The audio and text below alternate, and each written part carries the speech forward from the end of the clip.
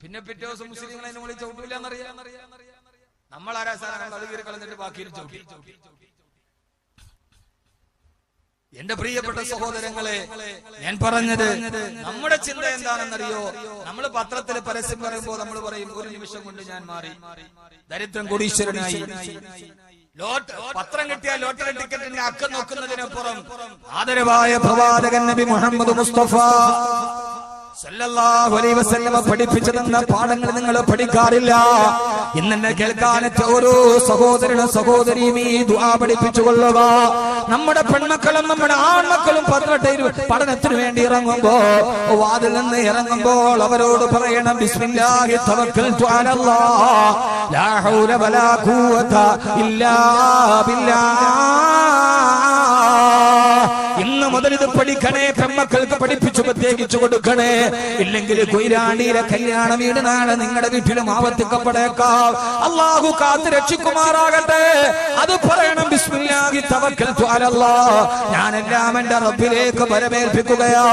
ലാ ഹൗല വലാ ഖുവത ഇല്ലാ ബില്ലാഹ്. അല്ലാഹുവിനല്ലാതെ മറ്റൊരാൾക്കൊരു ശക്തിയുമില്ല. ഇത് പറഞ്ഞതിന് ശേഷം നീ വാതിൽ പണിയിൽ ഇറങ്ങുമ്പോൾ ഒരു ദുആ ചെയ്യണം. അല്ലാഹുവേ, അല്ലാഹുമ്മ ഇന്നി അഊദു ബിക അൻ അളില്ല ഔ ദല്ല അനസില്ല ഔ സല്ല ഔ അളലമ ഔ ദുലിമ ഔ അജ്ഹല ഔ യുജ്ഹലു അലയ്യ. അല്ലാഹുമ്മ ഇന്നി അഊദു ബിക അൻ അളില്ല ഔ ഉദില്ല അനസില്ല ഔ ഉസില്ല അനസില്ല ഔ ഉസല്ല ഔ അളിലമ ഔ ഉദിലിം അൻ അളിലമ ഔ ഉദിലിമ അൻ അജ്ഹല ഔ യുജ്ഹലു അലയ്യ. ഇന്ന് ഏറ്റവും ആവശ്യമായൊരു ദുആയാണിത്. അല്ലാഹുവേ, അല്ലാഹുമ്മ ഇന്നി അഊദു ബിക. അല്ലാഹുവേ, ഈ വീട്ടിൽ നിന്ന് വെളിയിലോട്ട് ഇറങ്ങുമ്പോൾ നിന്നോട് ഞാൻ കാവലിനെ തേടുകയാണ്. അനളില്ല, ഞാൻ വഴിതെറ്റി പോകുന്നതിൽ നിന്ന് കാവലിനെ തേടുന്നു. അല്ലാഹ്, പടച്ചവനെ, പിശാചുക്കൾ വഴിനീളം കാത്തു നിൽക്കുകയാണ്. ആ ആൺകുട്ടികൾ എന്നെ കാത്തു നിൽക്കുകയാണ്. അവരെന്റെ മാംസം നോക്കി കൊതിയൂറുകയാണ്. അതിലേക്ക് ഞാൻ പെട്ടുപോയി വഴിതെറ്റി പോകുന്നതിൽ നിന്ന് എന്നെ നീ കാക്കണേ അല്ലാഹ്. അനാസില്ല, അല്ലാഹുവേ, എന്റെ കാലുകൾ പതറിപ്പോകുന്നതിൽ നിന്ന്, എത്ര പിടിച്ചു നിന്നാലും പതറിപ്പോകുന്ന ലോകമാണ്.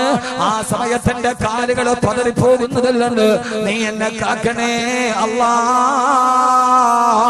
ഔ അജ്ഹല, പടച്ചവനെ, വിവരമില്ലാത്തതിൽ നിന്ന് വിവരക്കേടെന്നെ ബാധിച്ചിട്ട് ഞാൻ അജ്ഞതയിലോട്ട് നടന്നു പോകുന്നതിൽ നിന്ന് എന്നെ നീ കാക്കണേ അല്ലാഹ് എന്ന് ദുആ ചെയ്തിട്ടല്ലാതെ നീ നിന്റെ വീട് വിട്ട് പുറത്തിറങ്ങരുതെന്ന് ഹബീബായ നബി മുഹമ്മദ് മുസ്തഫ സല്ലല്ലാഹു അലൈഹി വസല്ലം നമ്മൾ നമ്മുടെ മക്കൾക്ക് എത്ര പേർക്ക് പഠിപ്പിച്ചു കൊടുത്തിട്ടുണ്ട്? ഈ ദുആ അറിയാവുന്നവരൊന്ന് കൈവക്കിക്കാൻ നോക്കട്ടെ. മാഷാ അല്ലാഹ്, ഒന്ന് പൊക്കി പിടിക്കട്ടെ. ഒന്ന് എന്താണെന്നറിയോ, ഈ ദുആ അറിയാവുന്നവരൊന്ന് കൈവക്കി. താത്തരുത്, എണ്ണാൻ പോവാൻ. ഒന്ന് എണ്ണാൻ പോണോ, പിന്നെ പൊക്കി. ഇത് കായ്വർക്കാർക്ക് അറിയാവുന്നവർ കൈവക്കാനല്ല ഞാൻ പറഞ്ഞത്. ഈ ദുആ പൂർണ്ണമായിട്ട് അറിയാവുന്നവർ ഏറ്റവും കൂടി വന്നാൽ 10 പേർ, 10,000 പേര് കൂടിയതിൽ 10 പേർക്ക് അറിയാം. എന്റെ പ്രിയപ്പെട്ട സഹോദരങ്ങളെ, ഈ വൈദ്യശാസ്ത്രത്തിൽ ഒരു ചൊല്ലുണ്ട്, the prevention is better than cure. പ്രതിരോധം, വൈദ്യശാസ്ത്രത്തിൽ ഒരു ചൊല്ലുണ്ട്, the prevention is better than cure. പ്രതിരോധം പ്രതിവിധിയേക്കാൾ മെച്ചം. രോഗം വന്നിട്ട് ചികിത്സിക്കുന്നതിനേക്കാൾ നല്ലത് രോഗം വരാതെ പ്രതിരോധിക്കരുത്. ഈ ദുആകൾ, ഈ പഠനങ്ങൾ, ഇതുമായി ബന്ധപ്പെട്ട് ധാരാളം പറയാനുണ്ട്. അല്ലാഹു നമ്മളെ എല്ലാവരെയും നന്മയുടെ വഴിയിലൂടെ നടത്തട്ടെ. യുവാക്കളുടെ ഒരു കാര്യം നമ്മൾ പറഞ്ഞിട്ടില്ല, സ്വയം പരിശുദ്ധരാവുക എന്ന് പറഞ്ഞാൽ ഈ ഒരു ബോധം നമ്മുടെ ജീവിതത്തിൽ ഉണ്ടായിട്ടില്ല. ഞാൻ തെറ്റു ചെയ്തു, ഉറപ്പാണ്. അതുകൊണ്ട് തെറ്റിലേക്ക് പോകാതിരിക്കാനുള്ള വഴി ഇതൊക്കെ മാതാപിതാക്കൾ കൂടി ഇതിന്റെ കൂടെ കടമയുണ്ട്. മാതാപിതാക്കൾക്ക് മക്കളെ ശ്രദ്ധിക്കാൻ സമയമില്ല. ഉമ്മാക്ക് 7 മണി മുതൽ 9:30 വരെ സീരിയല്, വാപ്പാക്ക് 7 മുതൽ 9 വരെ idea can change your life. പാപ്പ വേറെ മേച്ചിൽപ്പുറത്ത്, ഉമ്മ ഇവിടുത്തെ മേച്ചിൽപ്പുറത്ത്. സ്ത്രീകൾ വഴിതെറ്റുന്നതിന്റെ ഏറ്റവും പരമപ്രധാനമായ 2 കാരണങ്ങൾ കേരളത്തിലെ സാമൂഹ്യക്ഷേമ വകുപ്പ് നടത്തിയ പഠനത്തിൽ ഒന്ന് സീരിയലും മറ്റൊന്ന് സ്മാർട്ട് ഫോണുമാണ്. ഒന്ന് സീരിയൽ, മറ്റൊന്ന് സ്മാർട്ട് ഫോൺ. ഇത് രണ്ടുമാണ് സ്ത്രീകളെ വഴിതെറ്റിച്ചത്. സീരിയൽ നിരോധിക്കണം എന്നൊരു ചർച്ച പോലും കേരളത്തിൽ അടുത്ത സമയത്ത് വന്നിരുന്നു. അത്രയേറെ നമ്മുടെ സ്ത്രീകളെ സീരിയലുകൾ വല്ലാതെ സ്വാധീനിക്കുന്നുണ്ട്. ഇല്ലേ? അങ്ങനല്ലേ? സീരിയലുകൾ പെണ്ണുങ്ങളെ സ്വാധീനിക്കാറില്ലേ? ഉണ്ടോന്നോ ഇല്ലെന്നോ? നിങ്ങൾ നോക്കാറില്ല? ഉണ്ടോ ഇല്ലയോ? ഉണ്ടെന്നുള്ളതിന്റെ തെളിവല്ലേ നിങ്ങൾ ഒരു 7 മണിയാകുമ്പോ പോയി നോക്കി. സീരിയലൊക്കെ ഓൺ ചെയ്തിട്ട് പെണ്ണുങ്ങൾ അതിന്റെ മുമ്പിൽ ഇങ്ങനെ ഇരിക്കും. ഈ മയിൽക്കുറ്റിയുടെ മുകളിൽ ഓന്തിരിക്കണവരെ അങ്ങോട്ടും ആടൂല ഇങ്ങോട്ടും ആടൂല. ഇങ്ങനെ ഇരുന്നങ്ങ് നോക്കി അതിലേക്ക് അങ്ങ് ലയിച്ച് കടിയുമ്പോ ആ സീരിയലിൽ കോസ്മെറ്റിക് ഇട്ട്, വില കൂടിയ സാരി ധരിച്ച്, വില കൂടിയ ചെരുപ്പ് ധരിച്ച് ക്യാമറയുടെ മുമ്പിൽ അഭിനയിക്കുന്ന പെണ്ണ് ഗ്ലിസറിൻ കണ്ണീർ തേക്കും. കരച്ചിൽ വരണമെങ്കിൽ സീരിയലിലെ പെണ്ണുങ്ങള്, സിനിമയിലെ പെണ്ണ് കരയുന്നത് ഗ്ലിസറിൻ കണ്ണീർ തേച്ചിട്ടാ. നല്ല സാരിയൊക്കെ ഉടുത്ത് നല്ല ഗ്ലാമറിരിക്കുന്ന പെണ്ണ് സീരിയലിൽ ഇങ്ങനെ ഗ്ലിസറിൻ തേച്ചിട്ട് കരയുമ്പോ ഈ വടക്കഞ്ചേരിയിലുള്ള വടക്കം പെണ്ണ് അത് കണ്ടിട്ട് ഇങ്ങനെ കരയും. എന്താ അതിന്റെ അർത്ഥം? ആ പച്ച പൊട്ടിക്കറിയില്ല. അപ്പോഴും അപ്പുറത്തിരിക്കുന്ന പെണ്ണ് ഗ്ലിസറിൻ വെച്ചിട്ടാ കരയുന്നത്. അത് യാഥാർത്ഥ്യമാണെന്ന് നോക്കിയിട്ട് ഇവള് കരയും. കാരണം അത്രത്തോളം അവരുടെ മനസ്സിനെ അത് സ്വാധീനിക്കുന്നു എന്നതിന്റെ അടയാളമാണ് ആ കണ്ണുനീർ. മാതാപിതാക്കൾ മക്കളെ പഠിപ്പിക്കാറില്ല. അവർക്കത് ഇപ്പൊ പുതിയ ജനറേഷൻ മാതാപിതാക്കൾക്ക് മക്കളെ ശ്രദ്ധിക്കാൻ തന്നെ സമയമില്ല. ഈ അടുത്ത സമയത്ത് കണ്ടു, ക്ലാസ്സിൽ അധ്യാപകൻ കുട്ടികളോട് ചോദിച്ചു, നിങ്ങൾക്ക് ആരാവാനാണ് ഇഷ്ടം? ഓരോ കുട്ടികൾ ഓരോന്നായി പറഞ്ഞു. ഒരാൾ പറഞ്ഞു എനിക്ക് സിനിമാ നടനാവണം, വേറൊരാൾ പറഞ്ഞു എനിക്ക് സ്മഗ്ലർ ആവണം, വേറൊരാൾ പറഞ്ഞു എനിക്ക് കമാൻഡോ ആവണം, വേറെ കുട്ടികൾ പറഞ്ഞു എനിക്ക് സൂപ്പർമാൻ ആവണം, വേറൊരു കുട്ടി പറഞ്ഞു എനിക്ക് ഛോട്ടാ ഭീം ആവണം. അവസാനം ഒരു കുട്ടി അവിടെ ഇരിപ്പുണ്ട്. ആ കുട്ടിയോട് സാറ് ചോദിച്ചു, മോനെ നിനക്കാരാവണം? അവൻ പറഞ്ഞു എനിക്ക് എന്റെ വീട്ടിലെ TV ആവണം. ആ കുട്ടി പറഞ്ഞ മറുപടി എനിക്ക് എന്റെ വീട്ടിലെ TV ആവണം. അധ്യാപകൻ ചോദിച്ചു, മോനെ നീ എന്താ ഇങ്ങനെ പറയാ? അപ്പൊ നിഷ്കളങ്കമായിട്ട് ആ കുട്ടി പറഞ്ഞു അത്രേ, എനിക്ക് എന്റെ വീട്ടിലെ TV ആകാനാ ഇഷ്ടം. കാരണം ഞാൻ എന്റെ വീട്ടിലെ TV ആയിരുന്നുവെങ്കിൽ ഡ്യൂട്ടി കഴിഞ്ഞ് ഓടി വന്നാൽ അച്ഛൻ ഓടി വന്ന് എന്റെ മുമ്പിൽ വന്ന് എന്റെ മുഖത്തോട്ട് നോക്കിയിരിക്കും. അമ്മ എല്ലാ തിരക്കിന്റെ ഇടയിലും മാറ്റിവെച്ച് എന്റെ അടുക്കൽ വന്നിരിക്കും. എന്റെ ജ്യേഷ്ഠന്മാരൊക്കെ എന്റെ അടുത്ത് വന്ന് ചുറ്റും വട്ടം കൂടിയിരിക്കും. അവരൊരു ദിവസം സന്ധ്യ മുതൽ രാത്രി പാതിരാത്രി ഉറക്കം വരുന്നത് വരെ അവരെന്റെ ചുറ്റുവട്ടത്ത് ഇരുന്ന് അവരെന്നെ മാത്രം നോക്കിയിരിക്കും. എനിക്ക് എന്തെങ്കിലും പറ്റിയാൽ ഉടനെ പോയി അത് കേടുപാടുകളൊക്കെ ശരിയാക്കും. എനിക്ക് എന്തെങ്കിലും സംഭവിച്ചു പോയാൽ അവരതോത്തിട്ട് കരയും. അവസാനം അവർ എന്റെ മുമ്പിൽ തന്നെ ഉറക്കം വന്ന് എന്റെ മുമ്പിൽ തന്നെ കിടന്നവർ ഉറങ്ങും. അവരെപ്പോഴും എന്നെ ശ്രദ്ധിക്കും. അതുകൊണ്ട് എന്റെ വീട്ടിലെ TV ആവാനാണ് എനിക്ക് ഇഷ്ടമെന്ന് കുട്ടി പറഞ്ഞു. യഥാർത്ഥത്തിൽ ഇതൊക്കെ നമ്മുടെ വീട്ടിൽ നടക്കുന്ന ചില ചെറിയ ചെറിയ സംഭവങ്ങൾ. നമ്മളൊരു TVയെ ശ്രദ്ധിക്കുന്നിടത്ത് പോലും നമ്മുടെ മക്കളെ നമ്മൾ ശ്രദ്ധിക്കാറില്ല. അതുകൊണ്ട് തന്നെ നമ്മുടെ മക്കൾ വളർന്നു വരുമ്പോൾ അവർക്ക് ധാർമ്മികമായി അല്ലാഹുവിനെ കുറിച്ച് അറിയാവുന്ന ആളുകൾ പോലും ആവാൻ നമുക്ക് കഴിയുന്നില്ല. ഈ അടുത്ത സമയത്ത് ഒരു ചെറുപ്പക്കാരനോട് ഞാൻ ചോദിച്ചു, മോനെ അവൻ എനിക്കെല്ലാം അറിയാം. ഞാൻ ചോദിച്ചു, മോനെ അബൂജഹൽ ആരാ? അതൊരു സഹാബിയുടെ പേരല്ലേ? അല്ലാഹു വെറുതെ പറഞ്ഞല്ല. ഞാൻ ചോദിച്ചു, മോനെ അബൂജഹൽ ആരാന്ന്? എനിക്കറിയാൻ ബാക്കി അതൊരു സഹാബിയുടെ പേരല്ലേ? നിഷ്കളങ്കമായി. ആദരവായ പ്രവാചകൻ നബി മുഹമ്മദ് മുസ്തഫ.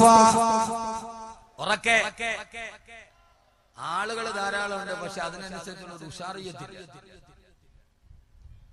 ആദരവായ പ്രവാചകൻ നബി മുഹമ്മദ് മുസ്തഫ. ഉറക്കെ പറഞ്ഞാലേ ഞാൻ നന്നായിട്ട് വാല് പറയും. നാളെ ഇൻഷാ അല്ലാഹ് കൃത്യം 8:30 തുടങ്ങും. കേട്ടോ? എന്താണ് 8:30 കൂടെ നാളെ കൃത്യം 8:30 ഇൻഷാ അല്ലാഹ് വാല് തുടങ്ങാൻ ഇവിടെ തന്നെ ഉണ്ട്. ഇന്ന് ഒത്തിരി താമസിച്ചു. മാത്രമല്ല എനിക്ക് നല്ല ക്ഷീണമുണ്ട്. ഇന്നലെ ഞാനും മന്നാനിയും ബഹ്റൈനിലായിരുന്നു. മന്നാനി മിനിങ്ങാന്ന് വന്നു. ഇന്നലെ രാത്രിയാണ് എത്തിയത്. വളരെ രാത്രി, വളരെ വൈകി ഫ്ലൈറ്റ് ഡിലേ. പിന്നെ അവിടെ നിന്ന് ഇങ്ങോട്ടുള്ള യാത്ര, ഇവിടെ വന്ന് പ്രസംഗിക്കുക. ഇന്നൊരു വിശ്രമം കിട്ടിയാൽ നാളെ കുറച്ചുകൂടി നമുക്ക് ഹൈറാക്കാം. അതുകൊണ്ട് എല്ലാവരും ഇൻഷാ അല്ലാഹ് നാളെ കൃത്യം 8:30 വരണം. ഒന്നുകൂടെ പെണ്ണുങ്ങൾ വരൂല 8:30. സീരിയലൊക്കെ ആ സമയമാകുമ്പോ തീരൂലേ? ഇല്ലേ? അല്ലെങ്കിൽ അവിടെ ഒന്ന് തൊട്ട് വെച്ചാൽ നമുക്ക് നാളെ കഴിഞ്ഞ് കഥ വിട്ട ആദരവ. നാളെ വളരെ പ്രധാനപ്പെട്ട ഒരു വിഷയമാണ്. ആണും പെണ്ണും ഒന്നിച്ചിരുന്ന് കേൾക്കേണ്ട വിഷയമാണ് നാളെ. ഹസ്രത്ത് ആയിഷ സത്യദൂതരുടെ സഹധർമ്മം.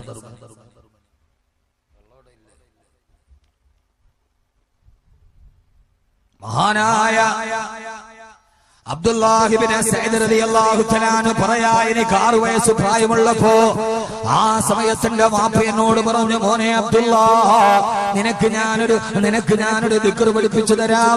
6ാമത്തെ വയസ്സ് പ്രായമുള്ളപ്പോ മഹാനായ അബ്ദുല്ലാ റളിയല്ലാഹു തആല അൻഹുവിനോട് വാപ്പ പറഞ്ഞു കൊടുത്തു, പത്ര മോനെ, ഏത് സമയത്തും നീ മുടങ്ങാതെ പറയണേ, അല്ലാഹു ഹാദിരി, അല്ലാഹു നാദിരി, അല്ലാഹു ഷാഹിദി, അല്ലാഹു മഴി. എന്റെ പ്രിയപ്പെട്ട മാതാപിതാക്കളോട് 6 വയസ്സ് പ്രായമുള്ളപ്പോ തീയും വെള്ളവും തമ്മിൽ തിരിച്ചറിയാൻ പാകതയെത്തിയപ്പോ തന്റെ ജീവിതത്തിന്റെ തിരക്കുകളിനിടയിൽ മക്കളോടുള്ള ബാധ്യതകൾ മറന്നു പോകുന്ന ഈ ചെറുപ്പക്കാരുടെ വഴിപടപ്പിക്കലിന് ഒരു വിഭാഗത്തിൽ ഉത്തരവാദിത്വം പറയേണ്ട മാതാപിതാക്കളോട് ഈ വിഷയമായി ഞാൻ ഓർമ്മിപ്പിക്കുകയാ. 6 വയസ്സ് പ്രായമുള്ളപ്പോ എന്റെ വാപ്പ എന്നോട് പറഞ്ഞു, മോനെ ദിക്ർ നീ പറയണം. 2 വർഷക്കാലം 8 വയസ്സ് വരെ ഞാൻ ദിക്ർ കൃത്യമായി പറഞ്ഞു.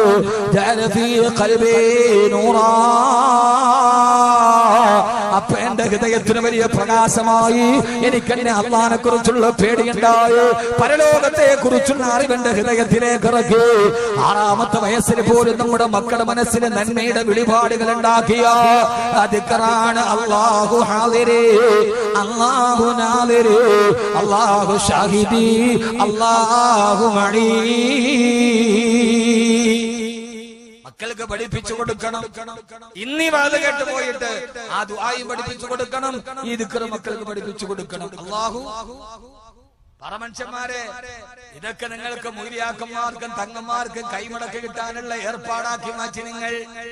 അങ്ങനെ നിങ്ങളെ ആരെയൊക്കെയോ പറഞ്ഞു പഠിപ്പിച്ചു തന്നു. അപ്പൊ പിന്നെ നിങ്ങൾക്ക് ഇത് കേൾക്കുമ്പോ അലർജിയായി. ഇത് മൊയ്ലിയാർക്ക് കൈമടക്ക് കിട്ടാനുള്ളതാണെന്ന് ധരിച്ചുപോയി. മൊയ്ലിയാർക്ക് കൈമടക്ക് കിട്ടാനുള്ള ഏർപ്പാടല്ല ഇത്. അത് അല്ലാഹു തീരുമാനിച്ചത് മൊയ്ലിയാർക്ക് കിട്ടും. അതിൽ നിങ്ങൾ ബേജാറാവണ്ട. മൊയ്ലിയാർക്ക് കിട്ടാനുള്ള ഏർപ്പാടെന്ന് പറഞ്ഞ സമുദായത്തെ പറ്റിക്കണ്ട. മൊയ്ലിയാർക്ക് കിട്ടാനുള്ളത് കിട്ടിയിരിക്കും. ഞാനൊന്ന് ചോദിക്കട്ടെ, നാട്ടിലെ ഏറ്റവും ചെറിയ ശമ്പളക്കാരൻ പള്ളിയിലെ മുക്രിയ അല്ലേ? നമ്മുടെ നാട്ടിലെ ഏറ്റവും ചെറിയ ശമ്പളത്തിന് ജോലി ചെയ്യുന്ന ആള് പള്ളിയിലെ വാങ്ങ വിളിക്കുന്ന മുക്രിക്കാക്കായ. മുക്രിക്കാക്കാടെ ശമ്പളവും ക്ലോസറ്റിലെ വെള്ളവും ഒരേപോലെയാണ്. കുറയൂല്ല. ഖത്തീബിന്റെ ശമ്പളം മാറിയാലും മുക്രിയുടെ ശമ്പളം മാറൂല. രണ്ടാമത് ഏറ്റവും ചെറിയ ശമ്പളത്തിന് ജോലി ചെയ്യുന്നത് മദ്രസയിലെ മുഅല്ലിമീങ്ങളാണ്. 2000 രൂപക്ക് പോലും ഈ കഴിഞ്ഞതിന്റെ മുമ്പിൽ താഴ്ച കണ്ണൂർ ജില്ലയിൽ ഒരു പള്ളിയിലെ ചുമയൊക്കെ പോയപ്പോ അവിടുത്തെ മുഅദ്ദിനോട് ഞാൻ ചോദിച്ച ശമ്പളം എത്രയാ? 1500 രൂപ. പക്ഷേ എന്റെ പ്രിയപ്പെട്ടവരോട്, ഇത് മൊയ്ലിയാക്കന്മാർക്ക് കൈമടക്കി കിട്ടാനുള്ള ഏർപ്പാടെന്ന് പറഞ്ഞ് സമൂഹത്തെ തെറ്റിദ്ധരിപ്പിക്കുന്നവരോട് 1500 രൂപക്ക് ജോലി ചെയ്തിട്ടുണ്ടെങ്കിൽ പോലും ഇന്നേ വരെ കടക്കിന് കാരണത്താൽ, പൈസ ഇല്ലാത്ത കാരണത്താൽ ഒരു പള്ളിയിലെ മുക്രിയും ആത്മഹത്യ ചെയ്തിട്ടില്ല. ഒരു പള്ളിയിലെ മുഅ്ലിയാർ ആത്മഹത്യ ചെയ്തിട്ടില്ല. പക്ഷേ കോടികൾ കൊണ്ട് ബിസിനസ് നടത്തിയ കോടീശ്വരന്മാർ അവസാനം ഇല്ലാത്തതിന്റെ പേരിൽ ആത്മഹത്യ ചെയ്യേണ്ടി വന്നിട്ടുണ്ട്. ഒന്ന് പറ മനുഷ്യന്മാരെ, കാരണം എന്താ? അതോത്തിട്ടാരും ബേജാറാവണ്ട. കാരണം ഇത് ഞാൻ എന്റെ യൂണിയന്റെ ഭാഗത്തുള്ള പ്രസംഗമാണ്, നിങ്ങൾക്ക് തെറ്റിദ്ധരിക്കണ്ട. കാരണം ഞാനൊരു മുഅല്ലിമായി നിയോഗിക്കപ്പെട്ടവനാ. അല്ലാഹുവിന്റെ റസൂൽ ചെയ്ത ജോലിയാണ് മുഅല്ലിമീങ്ങൾ ചെയ്യുന്നത്. അതുകൊണ്ട് അല്ലാഹു അവരെ പരീക്ഷിക്കുകയില്ല. പരീക്ഷണത്തിന് അല്ലാഹു ഒരു പ്രതിവിധി കണ്ടിരിക്കും സഹോദരങ്ങള്. അതുകൊണ്ട് ഇത് മുഅ്ലിയാ കൂട്ടത്തിന് പെരുവിധിയാണ് തിന്നാനുള്ള ഏർപ്പാടല്ല. മക്കൾക്ക് നിന്റെ മക്കൾ വടിപടക്കാതിരിക്കണമെങ്കിൽ, നിന്റെ മക്കൾ നാളെ മരിച്ചു കിടന്ന് ആസീനോദനമെങ്കിൽ 6ാമത്തെ വയസ്സിൽ നിന്റെ മക്കൾക്ക് പഠിപ്പിച്ചു കൊടുക്കാൻ തുടങ്ങണം. ഉറക്കെ പറ അല്ലാഹു ഹാദിരി, പറ അല്ലാഹു ഹാദിരി. ഒരു മുഈദ്ദീനായിട്ട് ഇവിടെ തന്നെ നടക്കുന്നു.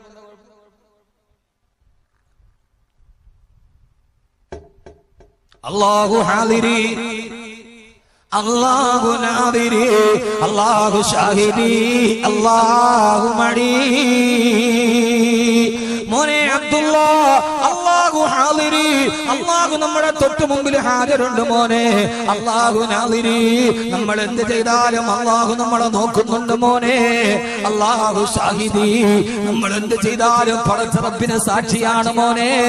അല്ലാഹു മടി, അല്ലാഹു നമ്മുടെ കൂടെ തന്നെയുണ്ട് പൊന്നുമോനെ. ഞാനെന്ന് ചോദിക്കട്ടെ എന്റെ പ്രിയപ്പെട്ട സഹോദരങ്ങളോട് സഹോദരിമാരോട്, 6ാമത്തെ വയസ്സ് മുതൽ ആ പ്രിയപ്പെട്ട മക്കളുടെ ഹൃദയത്തിലേക്ക് പടച്ചറപ്പ് നമ്മളെ നോക്കുന്നുണ്ടെന്നുള്ള ബോധ്യം നമ്മൾ ഇട്ടുകൊടുത്താൽ പിന്നെ ആ മക്കൾ വളർന്നു തരുമ്പം വഴിതെറ്റി പോകുമോ? അങ്ങനെ വഴിതെറ്റിപ്പോയാൽ അത് അല്ലാഹുവിന്റെ പരീക്ഷണമാണെന്ന് കരുതാമല്ലോ.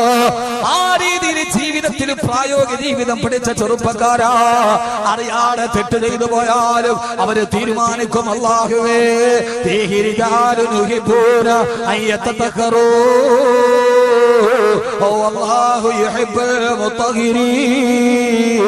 അവർ അല്ലാഹുവിലേക്ക് സ്വയം ശുദ്ധിയാകാൻ ആഗ്രഹിച്ചവരാ.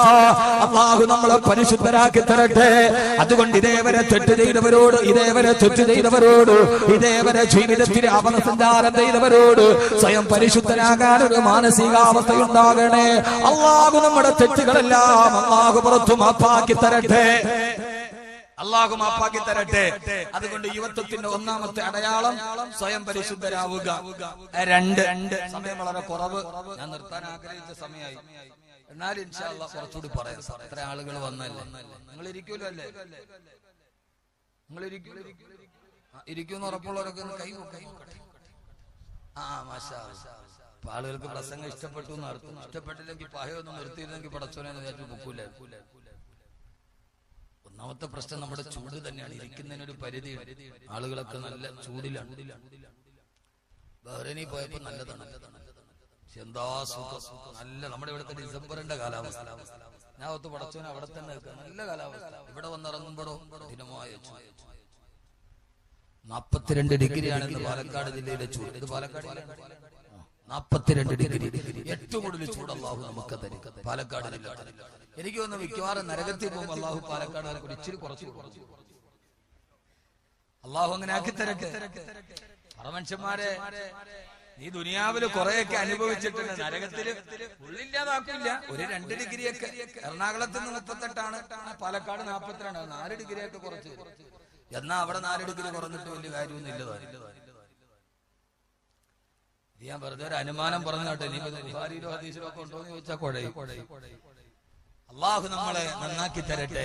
അങ്ങനെ ഒരാൾക്കും മാനസാന്തരമുണ്ടായാൽ, അവൻ ജീവിതത്തിൽ മാനസാന്തരമുണ്ടായി, അവൻ അല്ലാഹുവിന്റെ പള്ളിയുമായിട്ടെടുത്തു. ആ പെണ്ണ് പിന്നീട് തലയിൽ തുണിയിടുന്നവളായി, ആ പെണ്ണ് പിന്നെ ആ അല്ലാഹുവിനെ ഇഷ്ടപ്പെടുന്നവളായി, അവൾ വേഷവിധാനത്തിൽ ശ്രദ്ധിക്കുന്നവളായി, അവൾ 5 വക്ത് നിസ്കാരം മുടക്കാത്തവളായി, അവൾ പർദ്ദയിട്ട പെണ്ണായി മാറി. ഒക്കെ ചെയ്തു പോകും. രണ്ടാമത് ചെയ്യേണ്ടത്, ഖുർആൻ അല്ലാഹു പറയുകയാണ്, റിജാലുൻ, യഥാർത്ഥ ആൺകുട്ടികൾ. യഥാർത്ഥ ആൺകുട്ടി ആരാ? നീ എന്തുവാണ് ഉഷാറെ കൂടെ കൂടെ ബക്കറ്റ് വരുന്ന സമയായ അത് ഓന്ത് തലയിട്ട് മാറി ഇടയ്ക്കിടയ്ക്ക് ഇങ്ങനെ നോക്കുന്നത്. ബക്കറ്റുമായിട്ട് പോകാൻ ഞാൻ പറയാം. എന്നോട് പറഞ്ഞാലല്ലേ എനിക്ക് മനസ്സിലാവുള്ളൂ. ഇതൊന്ന് ദൂരദർശന്റെ മറ്റു ഊമകളുടെ വാർത്ത ഇങ്ങനെ കാണിച്ചാൽ മനസ്സിലാവും. ഈ ദൂരദർശനിൽ 1 കാലം ഊമകൾക്കൊരു വാക്കുണ്ടാവൂ, അങ്ങനെ കാണിച്ചാൽ എനിക്ക് മനസ്സിലാവൂ.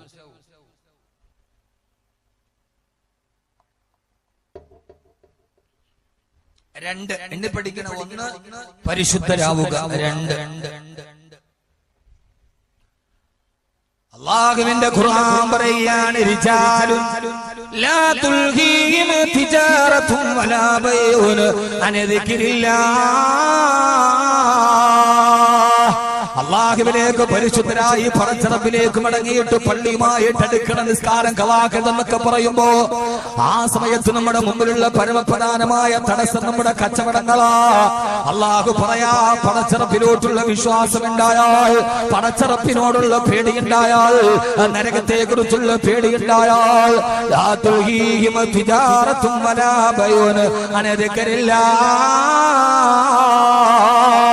അവരുടെ കച്ചവടങ്ങൾ അള്ളാഹുവിന്റെ സ്മരണകളിൽ നിന്ന് അവരെ തടസ്സപ്പെടുത്തുകയില്ല.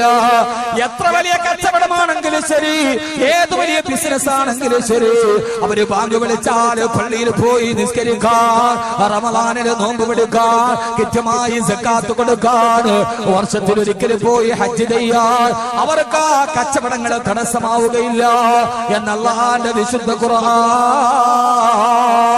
ഞാനിത് പറയുന്ന ഈ വടക്കഞ്ചേരിക്കാർ മുഴുവനും ദേശീയപാതയുടെ ഓരത്ത് സുന്ദരമായി നടന്നു പോകുന്നവർക്ക് എണ്ണ പലഹാരം വെക്കുന്ന, രാപ്പകലുകളില്ലാതെ അടക്കാതെ കടകൾ തുറന്നു കൊടുക്കുന്ന ഗൾഫ് പോലെ അടക്കാത്ത പകലില്ലാത്ത രാത്രികളുള്ള ചെറിയൊരു സ്ഥലമാണ് വടക്കഞ്ചേരി. അള്ളാഹു നിങ്ങളുടെയൊക്കെ കച്ചവടത്തിന് ബറക്കത്ത് നൽകട്ടെ. അള്ളാഹു ആ കച്ചവടത്തിലൂടെ നിങ്ങളുടെ പ്രയാസങ്ങളെ, ജീവിതത്തിന്റെ കഷ്ടപ്പാടുകളും കടങ്ങളും ബുദ്ധിമുട്ടുകളും ഒക്കെ അള്ളാഹു മാറ്റി തന്ന് അനുഗ്രഹിക്കുമാറാകട്ടെ. അള്ളാഹു മാറ്റി തരട്ടെ. അതിനും ആമീൻ പറയൂലേ? യഥാർത്ഥത്തിൽ വടക്കഞ്ചേരി ഗൾഫാണ്. ഇവിടെ പകലില്ല. ഇവിടെ വന്ന രാത്രിയിൽ അടയ്ക്കൂല. വടക്കഞ്ചേരിയിലെത്തിയ കടയൊക്കെ രാത്രി തുറന്നിട്ട് മുഴുവനും ലൈറ്റിട്ട് കണ്ട നമ്മൾ ഓർക്കും പടച്ചോനെ ഇതിപ്പോ ഏതോ ദുബൈയിലോ കുവൈറ്റിലോ ആണ്. പിന്നെ എതിരെ ഓട്ടോറിക്ഷ വരുമ്പോഴാണ് ഇത് കേരളമാണെന്ന് മനസ്സിലാകുന്നത്. കാരണം നല്ല റോഡ്, ദുബൈ പോലെ സുന്ദരമായ റോഡ്, രാത്രി മുഴുവനും നല്ല വെളിച്ചം, കടകളൊക്കെ തുറന്നിരിക്കുന്നു. ദുബൈ ആണോ എന്ന് ഓർക്കുമ്പോ ഓട്ടോറിക്ഷ കണ്ടാലേ നമുക്കത് പിന്നെ ഇതല്ലാന്ന് തോന്നുന്നു. അള്ളാഹു കച്ചവടത്തിലൊക്കെ ബറക്കത്ത് നൽകട്ടെ. അള്ളാഹു കച്ചവടത്തിന് ബറക്കത്ത് നൽകട്ടെ. പക്ഷേ രണ്ടാമതായിട്ട് അള്ളാഹു പറയുന്നത് വടക്കഞ്ചേരിക്കുമാർക്ക് വേണ്ടി മാത്രമുള്ള ആയത്താണോ എന്ന് എനിക്ക് സംശയമുണ്ട്.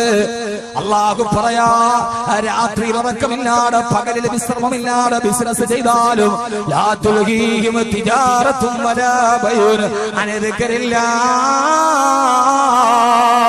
ആ കച്ചവടങ്ങളൊന്നും അള്ളാഹുവിന്റെ സ്മരണയിൽ നിന്ന് നിങ്ങൾ തെറ്റിക്കാൻ പാടില്ല. എല്ലാ രാത്രിയിലും കട തുറന്നാല്, ഞാൻ അതിന്റെ പുറകെ നടന്നാല് എന്റെ ജീവിതം മെച്ചപ്പെടൂ, ഞാൻ പണക്കാരനാകൂ എന്ന ബോധ്യം വരല്ല സഹോദര.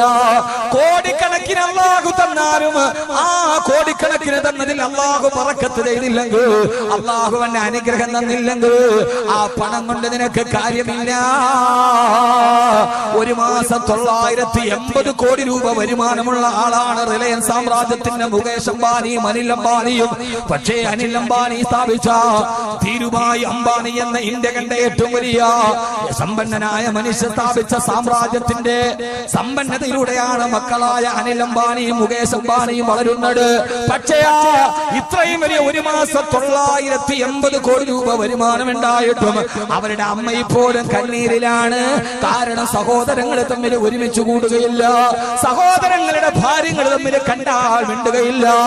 എന്റെ പ്രിയപ്പെട്ട ചെറുപ്പക്കാരാ, സ്നേഹം പങ്കിടാൻ കഴിയാട്, അനുഭവങ്ങൾ പങ്കിടാൻ കഴിയാട്, വീട്ടിലോട്ട് കയറി പോകുമ്പോ സ്നേഹിക്കാനൊരു ഭാര്യയില്ലാതെ കെട്ടിപ്പിടിച്ചു മുത്തം തരാൻ, കെട്ടിപ്പിടിച്ചു മുത്തം തരാൻ, കെട്ടിപ്പിടിച്ചു മുത്തം തരാൻ. വാപ്പ വീട്ടിലോട്ട് കയറി ചെല്ലുമ്പോ കെട്ടിപ്പിടിച്ചിട്ട് മുത്തം തരാൻ പൊന്നുമക്കളില്ലെങ്കിൽ ആ സമ്പന്നതക്ക് നിനക്ക് ബറക്കത്താവുള്ളത്. മനുഷ്യ ജീവിതത്തിൽ പകരം വെക്കാനില്ലാത്ത 2 മുഹൂർത്തങ്ങളാണുള്ളത് നമ്മുടെ ജീവിതത്തിൽ. ആ മുഹൂർത്തത്തിന് പകരം വെക്കാനൊരു മുഹൂർത്തമില്ല. അതിലൊന്നാമത്തെ മുഹൂർത്തം കുറെ ദിവസം വീട്ടിൽ നിന്ന് മാറി നിന്നിട്ട് അവസാനം വീട്ടിലേക്ക് പോകുമ്പോ ഭാര്യയും മക്കളുമൊക്കെ വാപ്പ വരുന്നതിനകാത്ത് ഭർത്താവും വരുന്നതിനകാത്തിരിക്കുമ്പോ വീട്ടിൽ പോയി ദിവസങ്ങൾക്ക് ശേഷം ഗൾഫിൽ പ്രസംഗത്തിന് പോയോ നാട്ടിൽ കിടന്നിട്ടോ വീട്ടിലെത്തി കോളിംഗ് ബെല്ലടിക്കുമ്പോ ബെല്ല് കേട്ട ഉടനെ മുമ്പിലെ വാതില് തുറന്ന് ഓടി വന്നിട്ട് കുനിഞ്ഞു നിൽക്കുന്ന സമയത്ത് കരുത്തിലോട്ട് കെട്ടിപ്പിടിച്ച് കുഞ്ഞിളം കൈകളെ കരുത്തിൽ കെട്ടിപ്പിടിച്ച് കവളത്ത് മുത്തം നിന്ന് ഉപ്പാ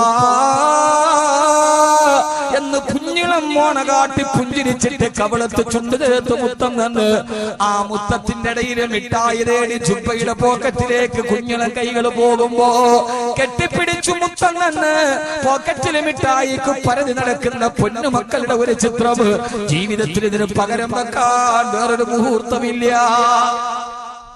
വീട്ടിലേക്ക് പോകുമ്പോ പൊന്നുമക്കളെ കെട്ടിപ്പിടിച്ച് കവളത്ത് മുത്തം തരുമ്പോ അതിന് പകരം വെക്കാം പിന്നെ ഒരു മുഹൂർത്തം ജീവിതത്തിൽ ഇല്ല സഹോദരങ്ങളെ. രണ്ടാമത്തെ മുഹൂർത്തം ഏതെന്നറിയുമോ? അത് രണ്ടാമത്തെ മുഹൂർത്തം വീട്ടിൽ കുളിച്ചിട്ട് കയറി വരുമ്പോ ഈ മുടിയിലൂടെ വെള്ളം ഇങ്ങനെ ഇറ്റിച്ചു വീഴുമ്പോ അടുക്കളയിൽ നിന്ന് ഓടി വന്ന ഉമ്മ ഓടി വന്നിട്ട് ഇടത്തെ കൈകൊണ്ട് കരുത്തിലൂടെ കെട്ടിപ്പിടിച്ചു ഉമ്മാന്റെ നമ്മുടെ നൊന്ത് പ്രസിദ്ധ ഗർഭാശയത്തിന്റെ സ്ഥാനത്തേക്ക് മുഖം ചേർത്ത് വെച്ച് വലത്തെ കൈ കണ്ട് ഉമ്മയുടെ തലയിൽ കിടന്ന അടുക്കളയുടെ കരിപുരണ്ട, അടുക്കളയുടെ ഒരു വല്ലാത്ത ഗന്ധം പുരണ്ട തലമുണ്ടെടുത്ത് തോർത്തുമുണ്ടെടുത്ത് മോനെ കൈവെള്ള താനേ തലയിൽ വെള്ളം കിടന്നാൽ പനി വരും കൺമണിയെ എന്ന് പറഞ്ഞ് ഉമ്മാന്റെ തലയിൽ കിടന്ന അടുക്കളയുടെ ഗന്ധമുള്ള തോർത്തെടുത്തിട്ട് നമ്മുടെ തല തോർത്തി തന്ന ഒരനുഭവം. അത് ദുബൈയിലെ 7 സ്റ്റാർ ഹോട്ടലിൽ കിടന്നാലും ബാത്ടബിൽ സുഖം കിട്ടില്ല. ഉമ്മാന്റെ തലയിൽ കിടന്ന അടുക്കളയുടെ ഗന്ധമുള്ള ചെറിയ തോർത്തുമുണ്ട് കൊണ്ട് നമ്മുടെ തല തുറത്തി തന്ന ബാല്യകാലം. അത്താഴം കഴിക്കാതെ നേരത്തെ ഉറങ്ങുമ്പോ ഉറക്കത്തിന് എഴുന്നേറ്റിട്ട് മോനെ അത്താഴപ്പട്ടിന് കിടന്നാൽ അരക്കാടപ്പച്ചിയുടെ ഇറച്ചി കുറഞ്ഞു പോകും പൊന്നുമോനെ എന്ന് പറഞ്ഞ് ഉറക്കച്ചടവിലും മടിയിലിരുന്ന് ഉമ്മ മാറി തന്ന ഭക്ഷണത്തിന്റെ രുചി, ആ ഭക്ഷണത്തെക്കാൾ രുചിയുള്ളൊരു ഭക്ഷണം പിന്നെ ജീവിതത്തിൽ കിട്ടിയിട്ടില്ല. തൊട്ടിലിൽ കിടന്ന് താരാട്ടുമ്പോ എന്റെ ഉമ്മ പാടിത്തന്ന താരാട്ട് പാട്ടിനേക്കാൾ ഇമ്പമുള്ള സംഗീതം പിന്നെ എന്റെ ജീവിതത്തിൽ ഞാൻ കേട്ടിട്ടേയില്ല. ലാ ഇലാഹ ഇല്ലല്ലാഹു ലാ ഇലാഹ ഇല്ലല്ലാഹ് ലാ ഇലാഹ ഇല്ലല്ലാഹ് മുഹമ്മദുർ റസൂലുള്ളാഹ്. ഞാൻ എന്റെ ജീവിതത്തിൽ കേട്ട ഏറ്റവും ഇമ്പമുള്ള സംഗീതം ഈ വരിയാണ്. ഉമ്മ താരാട്ട് പാടിത്തന്ന വരി ലാ ഇലാഹ അല്ലഫൽ അലിഫു നിളാമ മദ്ഹിഅൽ ആലിആൽ അവല സുതൂരി ബിസ്മില്ലാഹി ബദൽ ഖാലിഖാൽ. വീരനാമലിയാരുടെ വീരകഥകൾ കേൾക്കണം, ശൂരനായി നീ വളരണം ആരംഭ പുനരാരമേ. ഇതിനേക്കാൾ മധുരമുള്ള ഇതിനേക്കാൾ ഇമ്പമുള്ള ഒരു സംഗീതം പിന്നെ ഞാൻ എന്റെ കാതിൽ കേട്ടിട്ടില്ല. ഇതാണ് ജീവിതത്തിന്റെ സൗഭാഗ്യമെന്ന് തിരിച്ചറിയുമ്പോ എത്ര കോടികൾ സമ്പാദിച്ചാലും വീട്ടിലേക്ക് കയറി പോകുമ്പോ സ്നേഹിക്കാനൊരു ഭാര്യ, കെട്ടിപ്പിടിച്ചു മുത്തം തരാ പൊന്നുമക്കളില്ലെങ്കിൽ പിന്നെ ആ സമ്പത്തിനെന്ത് ബറക്കത്താണുള്ളത്.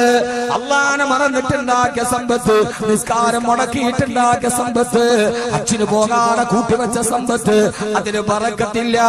അല്ലാഹു പറയാണ് യഥാർത്ഥ യുവാക്കൾ അവരുടെ കച്ചവടം അല്ലാഹുവിനെ തൊട്ടവരെ തടയുകയില്ല. അല്ലാഹു നമ്മളെ അങ്ങനെ ആക്കി തരട്ടെ. അല്ലാഹു നമ്മുടെ കച്ചവടത്തിൽ അല്ലാഹു ബറക്കത്ത് നൽകി അനുഗ്രഹിക്കട്ടെ.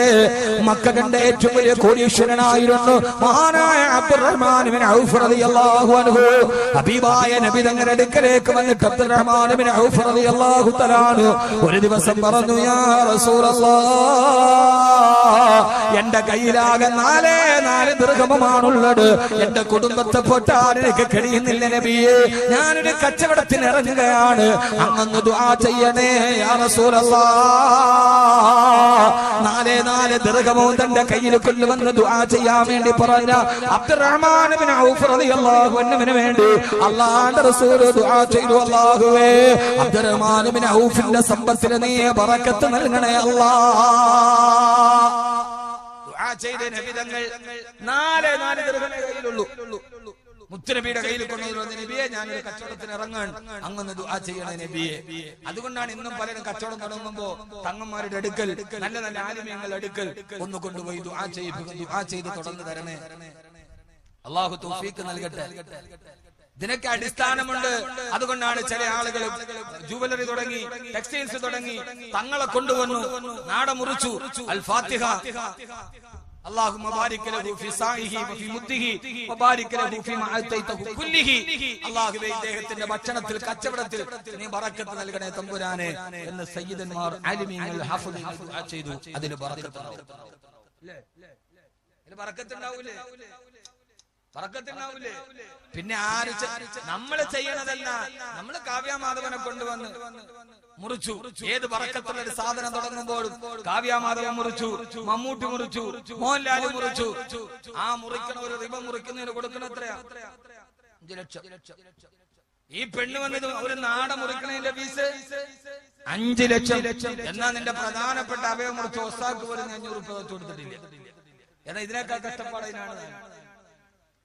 ജീവിതത്തിലെ പ്രധാനപ്പെട്ട കർമ്മം, വളരെ പ്രധാനപ്പെട്ട കർമ്മം നടത്തുന്ന ആൾക്ക് 500 രൂപ തികച്ചു കൊടുക്കാത്തവൻ ഒരു 0.5 മൈക്രോ മില്ലി മാത്രമുള്ള റിബൺ മുറിക്കാൻ 5 ലക്ഷം കൊടുക്കാൻ അവനോട്ട് പിശിക്കില്ല താനും.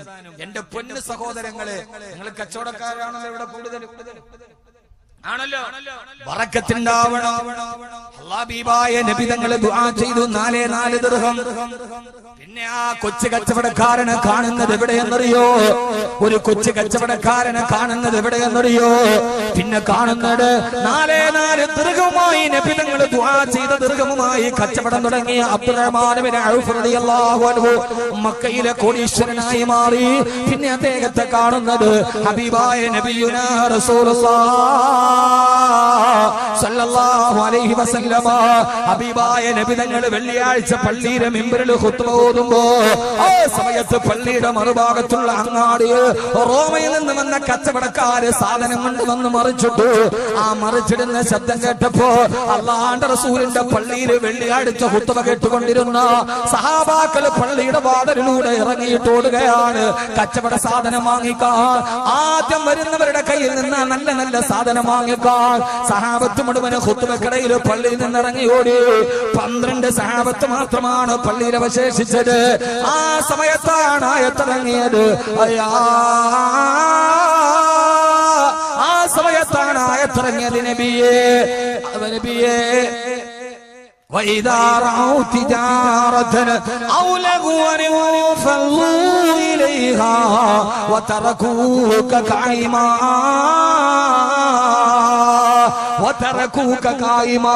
അങ്ങ് മിമ്പറിൽ നിന്ന് ഖുത്ബ ഓതിക്കൊണ്ട് നിൽക്കുമ്പോ അങ്ങ് ഉപേക്ഷിച്ചിട്ട് അവര് ഇറങ്ങിപ്പോയ നബിയെ. ആയത്തിറങ്ങിപ്പോയി. ഇതറിഞ്ഞ അബ്ദുറഹ്മാൻ ഇബ്നു ഔഫ് റളിയല്ലാഹു അൻഹു അല്ലാഹുവിന്റെ റസൂലിന്റെ അടുക്കൽ വന്നിട്ട് പറഞ്ഞു, യാ റസൂലല്ലാഹ്, എന്റെ കച്ചവട സംഘം മക്കയിൽ മദീനയിൽ വന്നപ്പോ സഹാബത്ത് പോലും പള്ളിയിൽ നിന്ന് ഇറങ്ങാൻ എന്റെ കച്ചവടം കാരണമായെങ്കിൽ ആ കച്ചവടത്തിന്റെ സമ്പത്ത് മുഴുവനും അല്ലാഹുവിന്റെ ദീനിന് വേണ്ടി ഞാൻ സദഖ ചെയ്യുന്നു യാ റസൂലല്ലാഹ്. സഹോദരങ്ങളെ, 4 നയാ പൈസ കയ്യിൽ വെച്ച് കച്ചവടം ചെയ്ത ആൾ മക്ക കണ്ട ഏറ്റവും വലിയ കോടീശ്വരനായി മാറുന്ന അവസ്ഥയിലേക്ക് മാറിയതെങ്ങനെയാ? അവരുടെ കച്ചവടം അല്ലാഹുവിന്റെ സ്മരണയെ തൊട്ട് തടസ്സപ്പെടുത്തിയിട്ടില്ല. തന്റെ കച്ചവടത്തിന്റെ പേരിൽ ഖുർആനിൽ ആയത്തിറങ്ങിയപ്പോ തന്റെ ജീവിതത്തിന്റെ സമ്പാദ്യം മുഴുവനും ഒരൊറ്റ നിമിഷം കൊണ്ട് സദഖ ചെയ്തു. മഹാനായ സയ്യിദുനാ അബ്ദുറഹ്മാൻ ഇബ്നു ഔഫ് റളിയല്ലാഹു അൻഹു. അല്ലാഹു നമ്മുടെ കച്ചവടത്തിന് ബറക്കത്ത് നൽകട്ടെ. അതുകൊണ്ട് കെട്ടിപ്പിടിച്ചു നിൽക്കുന്നതിൽ അർത്ഥമില്ല. ഈ സമ്പത്ത് ഇങ്ങനെ കെട്ടിവെച്ചിരിക്കുന്നതിൽ അർത്ഥമില്ല. ഈ സമ്പത്ത് നിങ്ങളെ രക്ഷിക്കുമെന്ന് നിങ്ങൾ കരുതണ്ട. കോടിക്കണക്കിന് രൂപ സ്വിസ് ബാങ്കിന്റെ അക്കൗണ്ടിലേക്ക് കെട്ടിക്കിടക്കുമ്പോഴാണ് ജർമ്മനിയിൽ നിന്ന് മലേഷ്യയിലേക്കും, മലേഷ്യയിൽ നിന്ന് ബെയ്ജിംഗിലേക്കും, ബെയ്ജിംഗിൽ നിന്ന് ബെർലിനിലേക്കും സ്വന്തം ഫ്ലൈറ്റ് ചാർട്ട് ചെയ്ത് സഞ്ചരിച്ച ബ്രിട്ടാനിയ ബിസ്ക്കറ്റ് സാമ്രാജ്യത്തിന്റെ അധിപതി ബഹുമാനപ്പെട്ട രാജംപിള്ള തിഹാർ ജയിലിന്റെ പരിപരുത്ത സിമന്റ് ബെഞ്ചിൽ കിടന്ന് അവസാനം മരിക്കുമ്പോ അയാളുടെ സ്വിസ് ബാങ്കിന്റെ അക്കൗണ്ടിൽ കോടിക്കണക്കിന് ഡോളർ കെട്ടിക്കിടക്കുന്നുണ്ട്. പക്ഷേ തിഹാർ ജയിലിന്റെ സിമന്റ് ബെഞ്ചിൽ കിടന്ന് മരിക്കുന്ന സമയത്ത് അവസാനം ഒരു ഗ്ലാസ് പച്ചവെള്ളം കിട്ടാൻ കോടീശ്വരനായ രാജംപിള്ളക്ക് കഴിഞ്ഞിട്ടില്ലെങ്കിൽ പിന്നെ നിന്റെ സമ്പത്ത് കൊണ്ട് നിനക്ക് എന്ത് നേടാനാണ്? അള്ളാഹു നിനക്ക് തരണമെന്ന് തീരുമാനിച്ചാലല്ലാട് ലോകരാഷ്ട്ര തലവന്മാര് പോലെ കിടുകിടാവർപ്പിക്കുന്ന രാജാധികാരിയാണ് ദുബൈയുടെ ഭരണാധി ഷെയ്ഖ് മുഹമ്മദ്. അള്ളാഹു അദ്ദേഹത്തിന് ദീർഘായുസ് കൊടുക്കട്ടെ. മഹാനായ Sheikh Mohammed bin Rashid Al Maktoum തവ്വലല്ലാഹു അംറാ. ലോകരാഷ്ട്രങ്ങളെ കിടുകിടാവർപ്പിച്ച ഭരണാധികാരിയാണ് ഷെയ്ഖ് മുഹമ്മദ് എന്ന് പറയുന്ന മഹാനായ ഭരണാധികാരി. ആ ഭരണാധികാരിയുടെ മുമ്പിൽ മുട്ടുപറച്ചിട്ടല്ലാട് ഷെയ്ഖ് മുഹമ്മദിന്റെ ദുബൈയിലെ സബീൽ പാലസിലേക്ക് മുട്ടുപറച്ചിട്ടല്ലാതെ ഒരു ഭരണാധികാരി പോലും കടന്നു വരാറില്ല. ബറാഖ് ഹുസൈൻ ഒബാമ പോലും കടന്നു പോയപ്പോ കണ്ണഞ്ചി പോയ സബീൽ പാലസിൽ അദ്ദേഹം മുട്ടുപറച്ചിട്ടുണ്ട് എന്ന് ദുബൈ ഭരണാധികാരിയുടെ കണ്ണഞ്ചിപ്പിക്കുന്ന സബീൽ പാലസിലേക്ക് കണ്ണുവറക്കാട് കണ്ണഞ്ചാട് കാല് വറക്കാതെ കടന്നു പോയ ഒരേ ഒരാളേ ഉള്ളൂ. അത് മറ്റാരുമല്ല, ഖാബിദുൽ അർവാഹ് മലക്ക് അസ്രായീന് മുട്ടുപറച്ചിട്ടില്ല, അസ്രായീന് കാല് പറച്ചിട്ടില്ല. പ്രിയപ്പെട്ട ചെറുപ്പക്കാരാ, അണുകുടുംബത്തിന് ജനിച്ച് ആധുനിക രാസവള നിർമ്മാണശാലയിലെ ഉപോൽപ്പന്നങ്ങളെ പോലെ ശപിക്കപ്പെട്ട നിഷ്ക്രിയത്വത്തിന്റെ ഇരുണ്ട തുരുത്തുകളിലെ ചിന്താശേഷി പണയപ്പെടുത്തി പോയ പാതിരാത്രിയെ പകരാക്കി മാറ്റി ലോകത്തിന്റെ നാട്ടുവർത്തമാനങ്ങൾ പോലും കൂണുപോലെ കുമിഞ്ഞു പൊങ്ങുന്ന സൈബർ കഫേകളിലും ഇന്റർനെറ്റ് കഫേകളിലും പാതിരാത്രിയിൽ അന്യപെണ്ണിന്റെ ശരീരവുമായി ചാറ്റിംഗ് നടത്തുന്ന ഭർത്താവ് വിദേശത്ത് കിടന്ന് കഷ്ടപ്പെടുമ്പോൾ നഷ്ടപ്പെട്ടു പോകുന്ന യൗവനത്തോത്ത് പരിതപിച്ചിട്ട് കിട്ടുന്നവന്റെ കടപ്പുറയുടെ ചൂടും ചൂരുമറിയാതെ പാതിരാത്രിയെ പകരാക്കി മാറ്റുന്ന എന്റെ പ്രിയപ്പെട്ട പെണ്ണേ, സ്വയം പരിശുദ്ധരാകണമെന്ന് പറയുമ്പോ അതിനിയും കാലാവധി ഉണ്ടല്ലോ എന്ന് കരുതുന്ന എന്റെ പ്രിയപ്പെട്ട നവകാല യുവത്വ സമൂഹത്തോട് ഓർമ്മിപ്പിക്കുകയാ. ലോകത്തിന്റെ ഒന്നാമത്തെ ഹാൻസമായിരുന്ന യൂറോപ്പിലെ പെൺകുട്ടികൾ മുഴുവനെ സ്വപ്നം കെടുത്തിയിരുന്ന ലോകത്തിന്റെ ഒന്നാമത്തെ ഹാൻസമായിരുന്നല്ലോ ഷെയ്ഖ് മുഹമ്മദ് എന്ന ഭരണാധികാരിയുടെ മകൻ ഷെയ്ഖ് റാഷിദ്. ആ ഷെയ്ഖ് റാഷിദ് കുതിരപ്പന്തയത്തിൽ ഒന്നാമതെത്തിയ ഷെയ്ഖ് റാഷിദ് അവസാനം അസ്രായിൽ വന്ന് പിടിക്കുന്ന സമയത്ത് 13,000 കോടി ഡോളർ സമ്പാദ്യമുണ്ടായിരുന്ന ഷെയ്ഖ് റാഷിദ് ദുബൈയിലെ മരുപ്പറമ്പിന്റെ കബറിലാണ് അടക്കപ്പെട്ടതെങ്കിൽ എന്റെ പ്രിയപ്പെട്ട ചെറുപ്പക്കാരാ, ദുബൈയിലെ സബീൽ പാലസിന്റെ സ്വർണ്ണക്കട്ടിലിരുന്നവനും 6 അടി മണ്ണിലേക്കാണ് അടങ്ങേണ്ടി വന്നതെങ്കിൽ മരിക്കുന്ന സമയത്ത് പണമോത്തിട്ടൊന്ന് വിലപിക്കാൻ പോലും يستطيعون توصيا ولا إلى آخرهم يرجعون. ഒരു വസിയത്ത് എഴുതി വെക്കാൻ പോലും സാധ്യമല്ലാതെ മരണഭൂതൻ പിടിച്ചുകൊണ്ട് പോകുമ്പോ 6 അടി മണ്ണിലേക്ക് പോകുമ്പോ ഇംഗ്ലീഷ് ഭാഷ അറിയാത്തവനെ പോലെ സിനിമാ തിയേറ്ററിലെ 2.5 മണിക്കൂർ പൊട്ടിച്ചിരിപ്പിച്ച ലോകം കണ്ട ഹാസ്യ സാമ്രാട്ടാണ് ചാർലി ചാപ്ലിൻ. ആ ചാർലി ചാപ്ലിന്റെ 125ാമത്തെ ജന്മദിനമാണ് മിനിങ്ങാന്ന് കടന്നുപോയത്. ഇംഗ്ലീഷ് ഭാഷ അറിയാത്തവനെ 2.5 മണിക്കൂർ തന്നെ മുഖത്തിന്റെ ഹാസ്യഭാവം കൊണ്ട് പൊട്ടിച്ചിരിപ്പിച്ച ചാർലി ചാപ്ലിൻ പോലും മരിക്കുന്ന സമയത്ത് പൊട്ടിക്കരഞ്ഞിട്ടാണ് മരിച്ചു പോയിട്ടുള്ളത്. ചിന്തിച്ചോ നിങ്ങൾ ചാർലി ചാപ്ലിൻ പോലും മരിക്കുന്ന സമയത്ത് കരഞ്ഞിട്ടാണ് പോയിട്ടുള്ളത്. കേരള രാഷ്ട്രീയത്തെ തമാശ പറഞ്ഞ് പൊട്ടിച്ചിരിപ്പിച്ച ആളാണ് സഖാവി കെ നയനാർ. മാരകമായ രോഗം ബാധിച്ച് ലണ്ടനിലെ ഹോസ്പിറ്റലിലേക്ക് ചികിത്സയ്ക്ക് പോകാൻ വീട്ടിൽ നിന്നിറങ്ങുമ്പോ യാത്ര അയക്കുന്ന പ്രിയപ്പെട്ട ഭാര്യയുടെ കൈ പിടിച്ചിട്ട് പൊട്ടിക്കയറുന്ന സഖാവ് നയനാരുടെ ചിത്രം പിറ്റേ ദിവസം മലയാള മനോരമയുടെ ഫ്രണ്ട് പേജിൽ അച്ചടിച്ചു വന്നതാണ്. പൊന്നുമോനെ, അഹമ്മദ് കബീരൻ കരയുന്ന ദിവസമുണ്ട്. ഈ 2 മണിക്കൂർ ഒരാള് പ്രസംഗിച്ചാല് 2.5 ലക്ഷം അക്ഷരം പറയുമെന്നാണ് ശാസ്ത്രത്തിന്റെ കണക്ക്. 2 മണിക്കൂറായി ഞാൻ പ്രസംഗം തുടങ്ങിയിട്ട് 2.5 ലക്ഷം അക്ഷരം ഇത്രയും സമയം കൊണ്ട് പറഞ്ഞനാ ഒരക്ഷരം പോലും പറയാൻ കഴിയാതെ എന്നൊന്ന് വിളിക്കാൻ കഴിയാതെ അക്ഷരം എന്റെ തൊണ്ടയിൽ കുടുങ്ങിക്കിടക്കുന്ന കാറിൽ സഞ്ചരിച്ചവനെ മയ്യത്ത് കെട്ടിലേറ്റിക്കൊണ്ടു പോകുന്ന ഒരു ദിവസമുണ്ട് പെണ്ണേ. 2.5 മണിക്കൂർ നിന്നെ സിനിമാ തിയേറ്ററിൽ നിന്റെ വീട്ടിലെ ടിവിയിൽ നിന്നെ പൊട്ടിച്ചിരിപ്പിച്ച നിന്റെ കൽപ്പന എവിടെ? പറ, നിന്റെ കൽപ്പന എവിടെ? കാർമുകിലിന്റെ നിറമുള്ള വർണ്ണരാജിയുടെ കവിളുകളുള്ള നിതംബമെത്തു നിൽക്കുന്ന കാർക്കൂന്തലുകളുള്ള മാൻപേടകളുടെ മിഴികളുള്ള തന്റെ കവിളത്തെ നുണക്കൊടി കൊണ്ടും തന്റെ കവിളത്തെ മറുകുകൊണ്ടും മലയാളിയുടെ മനസ്സിൽ തേടിയ നിന്റെ മേനകയെവിടെ? നിന്റെ മേനകയെവിടെ? എവിടെ പോയി പെണ്ണേ? ഇവിടെ നിന്ന് വെളിപ്പാടകലെ കേരളത്തിന്റെ ചാലക്കുടി ടൗണിലെ ഓട്ടോറിക്ഷക്കാരനായി ജീവിച്ചു അവസാനം പാവപ്പെട്ട മനുഷ്യന്റെ മനസ്സിന്റെ നിഷ്കളങ്കതയുടെ സ്ഥാനം നേടിയ മരിച്ചുപോയ കലാഭവമണിയെ കുറിച്ചിട്ട് അദ്ദേഹത്തിന്റെ മനത്തിന്റെ ദുരൂഹതകൾ പറയുമ്പോഴും ചാലക്കുടിക്കാരുടെ പ്രിയപ്പെട്ടവനായിരുന്നു. ഇന്ന് ഞാൻ വാതിന് വരുമ്പോ ദേശീയപാതയിൽ എത്ര വ്യക്തികളാ കലാഭവൻ മണിക്ക് വേണ്ടി. എന്നാലും എന്റെ പ്രിയപ്പെട്ട പെണ്ണേ, എന്റെ പ്രിയപ്പെട്ട ചെറുപ്പക്കാരാ, കലാഭവമണിയെ പലരും ആദരിക്കുമ്പോഴും അദ്ദേഹത്തിന് വേണ്ടി ആദരസൂചകമായി ഫ്ലക്സ് വെക്കുമ്പോഴും മരിച്ചുപോയ കലാഭവമണിയുടെ മൃതദേഹവും വഹിച്ചുകൊണ്ട് ചാലക്കുടിയാറിന്റെ പുരത്തേക്കുള്ള വീട്ടിലേക്ക് വരുമ്പോ കലാഭവമണിയുടെ തിരുശരീരം കാണാൻ മലയാളത്തിന്റെ സെലിബ്രിറ്റികളായ സിനിമാ നടന്മാർ വന്നപ്പോ ആ സിനിമാ നടന്മാരുടെ കൂടെ നിന്ന് സെൽഫി എടുക്കാൻ മരണത്തിന്റെ വിലാപയാത്രയിൽ കണ്ണീരണിഞ്ഞവരെ ശ്രമിച്ചപ്പോ കലാഭവമണിയുടെ ശരീരം പോലും തറയിലേക്ക് വീഴേണ്ടി വന്നില്ലേ.